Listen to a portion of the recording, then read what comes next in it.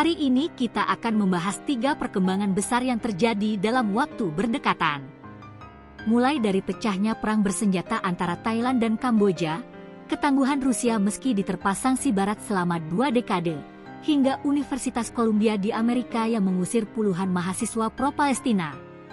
Stay tuned karena ini bukan sekadar berita, ini adalah tanda dunia sedang berubah cepat. Kita mulai dari Asia Tenggara.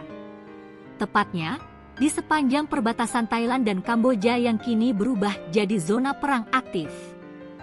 Pada Kamis, 24 Juli 2025, militer Thailand mengonfirmasi bahwa mereka telah menggunakan jet tempur F-16 dan meluncurkan rudal ke wilayah Kamboja. Targetnya? Instalasi militer. Dari 6 jet yang dikerahkan, 1 F-16 melakukan serangan langsung ke wilayah Kamboja, menandai babak baru dari konflik yang sudah memanas sejak Mei lalu. Akibat bentrokan tersebut, setidaknya 2 warga sipil tewas dan lebih dari 40.000 orang terpaksa mengungsi. Suasana ini makin mencekam karena kedua negara saling menuduh sebagai pemicu konflik.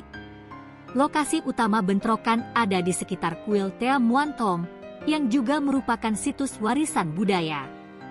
Kamboja menyebut provinsi mereka menjadi sasaran tembakan, sementara Thailand menuding Kamboja menanam ranjau darat baru, yang menyebabkan 2 prajurit kehilangan anggota tubuh mereka. Dan tahukah kalian? Perselisihan batas wilayah ini sudah berlangsung lebih dari 1 abad. Ini bukan konflik baru, tapi sejarah lama yang kini meledak kembali. Apakah ini akan menjadi Ukraina versi Asia Tenggara? Mari kita simpan pertanyaan itu, karena ada berita lain yang jauh lebih mengejutkan.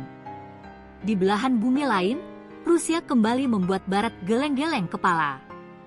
Bayangkan, sudah 20 tahun lebih Rusia diberi sanksi oleh negara-negara Barat, tapi sekarang, mereka justru makin kuat. Pada Juli 2025 ini, Uni Eropa meluncurkan paket sanksi ke-18, termasuk pembatasan ekspor minyak, pembekuan aset, dan pemblokiran pelabuhan. Tapi hasilnya, Bank Dunia dan IMF menyebut Rusia kini jadi ekonomi keempat terbesar dunia berdasarkan paritas daya beli. Iya, Anda tidak salah dengar.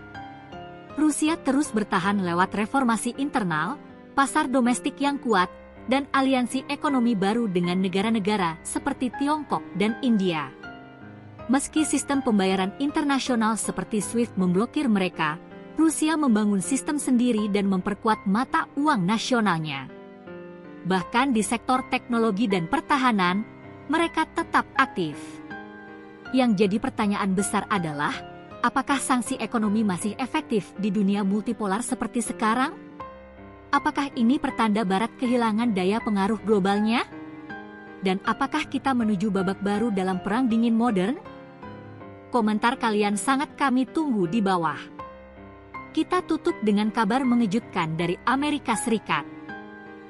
Universitas Columbia, salah satu universitas paling bergengsi di dunia, baru saja mengeluarkan sekitar 80 mahasiswa karena ikut serta dalam demonstrasi pro-Palestina. Mahasiswa-mahasiswa ini tergabung dalam kelompok cuat, Columbia University Apartheid Divest, yang menyerukan agar kampus memutus hubungan finansial dengan perusahaan yang terafiliasi dengan militer Israel.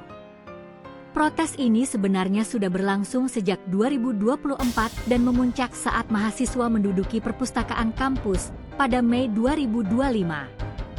Akibatnya, mereka dijatuhi hukuman berat dari skors 3 tahun, pencabutan gelar, hingga pengusiran total. Columbia berdalih bahwa aksi ini mengganggu kegiatan akademik.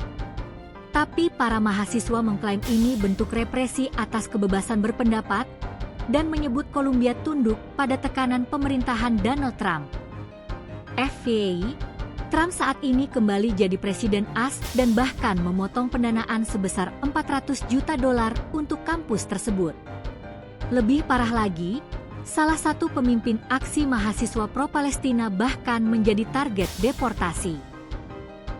Di tengah situasi kemanusiaan di Gaza yang semakin memburuk dengan bayi berusia 6 minggu meninggal karena kelaparan, reaksi kampus dan negara menimbulkan pertanyaan moral besar.